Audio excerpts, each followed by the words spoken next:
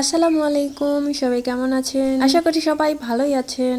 আজকে আমি রান্না করব বরবটি, আলু আর চিংড়ি মাছ দিয়ে চচ্চড়ি। এজন্য প্রথমে কড়াইয়ে তেল দিয়ে দিলাম আর সরিষার তেল দিয়ে দিলাম এখানে। তারপরে তেল গরম হয়ে গেলে একটু পেঁয়াজ কুচি আর একটুখানি কাঁচামরিচের কুচি দিয়ে দিব। তারপর এখানে দিয়ে দিব স্বাদ মতো লবণ। তারপরে দিয়ে দিলাম এখানে ধনিয়া গুঁড়া 1 চামচ, 1 চামচ জিরা গুঁড়া, 2 চামচ ঝালের গুঁড়ো, 1 চামচ হলুদের গুঁড়ো। তারপরে একটুখানি পানি দিয়ে এটাকে কষিয়ে নিব। এখানে আদা রসুন বাটা দিয়ে দিলাম।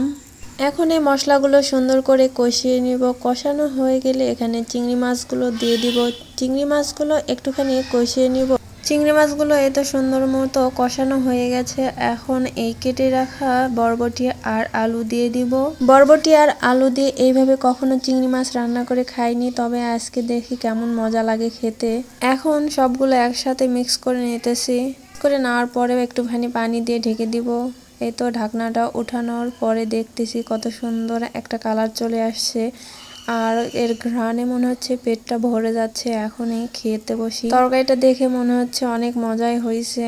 আর দেরি করতে পারতেছি না, তরকারিটা দেখে খাওয়ার মন চাচ্ছে।